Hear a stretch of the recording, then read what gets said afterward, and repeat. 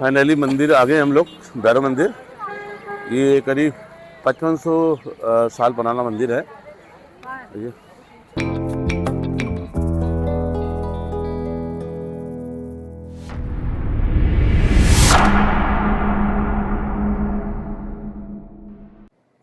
Hello guys, मेरे new blog में आपका स्वागत है। आज संडे का दिन है और मैंने सोचा क्यों ना आज एक ब्लॉग बनाया जाए। आज मैं दिल्ली के प्रगति मैदान के पास जो भैरव मंदिर है वहाँ के लिए निकला हूँ और भैरव बाबा के दर्शन करने के लिए सोचा आज आप लोगों को भी दर्शन कराएं। कोशिश करेंगे दर्शन कराने की। प्रॉब्लम ये आती है मंदिर में थोड़ा कैमरा अलाउड नहीं होता कहीं, तो मैंने वहाँ कभी कैमरा फ़ोन लेके जरूर गया हूँ, मैंने कभी वहाँ मोबाइल ऑन नहीं किया तो आइडिया नहीं है। बाकी चल के देखते हैं। मेरा फ्रिक्वेंट आने आना नहीं है भैरव मंदिर, तो वहाँ जाके अगर पॉसिबल हुआ तो आप लोगों को दर्शन जरूर कराएंगे। और मैं अभी आपको ना भैरव जी का जो मंदिर का इतिहास है वो थोड़ा उस पर आपको प्रकाश डालता हूँ। ये जो मंदिर है भैरव मंदिर, इसको बोलते हैं किलकारी भैरव मंदिर।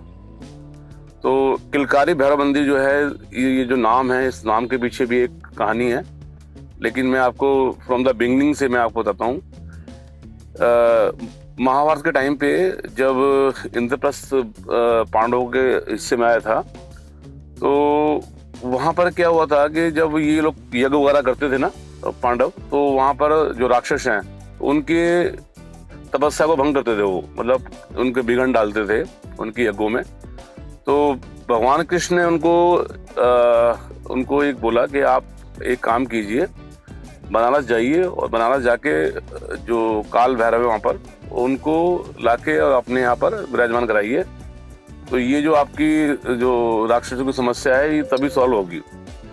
तो भीम, जो महाभारत में अपने पांडवों में एक जो भीम है, भीम जी गए बनारस जो है भैरव जी को लेने के लिए। पहले तो वो आ ही नहीं रहे थे, लेकिन काफ़ी उनसे प्रार्थना करी, उनसे रिक्वेस्ट करी, तो भैरव जी जो है आने के लिए प्रसन्न हो गए और कहा चलो हम तुम्हारे साथ चलते हैं, तैयार भी हो गए। लेकिन उन्होंने एक शर्त रखी थी भीम जी के आगे कि भाई आप जहाँ मुझे एक बार विराजमान कर देंगे मैं वहीं पे स्थापित हो जाऊंगा, फिर वहाँ से मैं हिलूंगा नहीं। तो ये बात जो है जो भीम थे उन्होंने मान ली थी और फिर भैरव जी उनके साथ कंधों पे चल के दिल्ली इंद्रप्रस्थ जो उनका देश था, या उस टाइम उनकी जहाँ उनका राज था वहाँ के लिए चल पड़े। अब जब ये जहाँ मंदिर स्थापित है अभी, वहाँ आगे भैरव जी ने अपनी थोड़ी जिसको कहें कि थोड़ा चला के दिखाई या कुछ किया, तो भीम जी को उनको वहाँ पर स्थापित करना पड़ा, वहाँ रखना पड़ा भैरव जी को। फिर भैरव जी वहाँ से उठ नहीं पाए, वहाँ से उठे ही नहीं वो। तो अब समस्या ये आ गई कि जो भीम है उन्होंने अपने भाइयों से एक वादा करके आए थे कि मैं भैरवनाथ जी को लेकर आऊँगा, तो उनका वादा भी जो टूट रहा था। तो ये बात जब उन्होंने अवगत कराई भैरव जी को कि ऐसे तो मेरे जो है मैं अपना वचन दे के आया था भाइयों को, तो मेरे लिए बड़ी समस्या हो जाएगी। तो उन्होंने फिर अपनी जटा जो है वो काट के उनको दी कि आप ये लेके जाइए और अपने महल में, अपने किले में इसको रखिए, और ये किलकारी के रूप में आपके महल की जो है रक्षा करेगी। तो तब से इनको ये मंदिर की स्थापना हुई है, जो पांडवों ने खुद अपने हाथों से करी है। तो इसका नाम जो है, अब जब भी कभी आप जाएंगे तो किलकारी बाबा, भैरव बाबा के नाम से है। तो ये इसके पीछे एक इतिहास था। और दूसरा क्या है कि यहाँ पर जो एक विशेष बात ये है, देखो हर भैरव मंदिर में मदिरा का तो भोग लगता है, यहाँ दूध का भी भोग लगता है। ये मंदिर ऐसा एक होता है जहाँ दूध का भोग लगता है। तो अब मैं आपको एक बात बताता हूँ कि भैरव जी को मदिरा क्यों चढ़ती है। अब लोगों ने धारणा ये बनाई हुई है कि भैरव जी जाओ और अपना मदिरा का उनको जो पीने वाले वो कहते हैं मदिरा चढ़ाओ प्रसाद और बांटो और खुद भी पियो, जबकि ऐसा नहीं है। इसका ये जो बात है इससे बिल्कुल विपरीत है। विपरीत क्या है कि भैरव मंदिर बंदा कोई भी जाता है तो शराब का भोग चढ़ाता है तो ये कमिटमेंट करके जाता है कि मैं शराब नहीं पीऊंगा, मैं अर्पित कर रहा हूँ शराब भैरव जी आपके लिए। बहुत शानदार। आज संडे है, इतवार का दिन है, भैरव जी का दिन भी है और संडे को रश नहीं होता। और सबसे बड़ी बात यह है कि जो दिल्ली वासी एयर क्वालिटी को लेके इतने परेशान थे, आज मैंने अभी चेक किया था कुछ देर पहले, 260 के आसपास हमारा AQI लेवल आ रहा था, जो मतलब नॉर्मल आप कह सकते हैं दिल्ली के लिए तो यही ऐसा ही रहता है। तो पहले से और अब में एयर क्वालिटी में थोड़ा फर्क आ गया, थोड़ा विजन भी बिल्कुल क्लियर है, मैं देख पा रहा हूँ, तो ठीक लगा।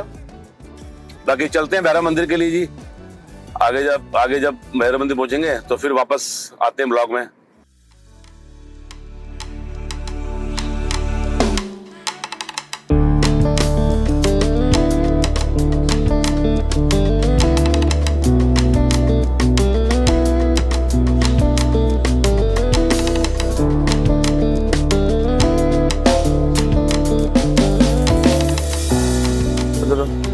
फाइनली मंदिर आ गए हम लोग, भैरव मंदिर। ये करीब 5500 साल पुराना मंदिर है। इतवार का दिन यहाँ का महत्व माना जाता है संडे के लिए। और ये हमारे सुनील भाई हैं, हमें दर्शन कराने लेके जा रहे हैं क्योंकि रश काफ़ी रहता है यहाँ पर। ये सेवा जा रहे हैं, ये रश काफ़ी होता है तो थोड़ा हमने कहा जल्दी जी जी।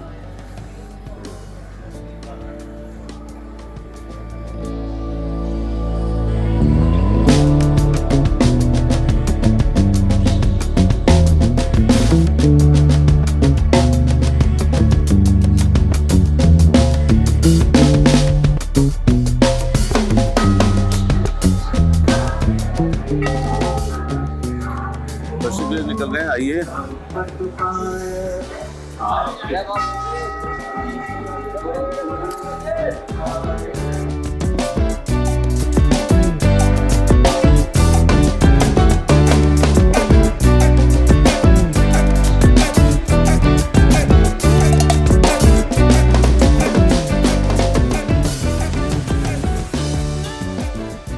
जैसा कि दर्शन ठीक से हो गए थे और हमारे यहाँ एक नॉन है जो मैंने आपको दिखाया पीछे, सुनील जी। उसके बाद मुकेश शर्मा जी हैं, वो यहाँ के सेवादार हैं, तो उन्होंने दर्शन ठीक से कराए क्योंकि आज इतवार का दिन होता है, रश काफ़ी होता है, तो थोड़ा कहीं जल्दी निकलना था, तो इनकी थोड़ा सेवा ली हमने। तो आपसे उम्मीद करता हूँ ये कि आप मेरे ब्लॉग को सब्सक्राइब करेंगे, चैनल को मेरे को, और लाइक करेंगे, शेयर करेंगे। तो thanks for watching me and goodbye. मिलते हैं next blog. Thank you so much.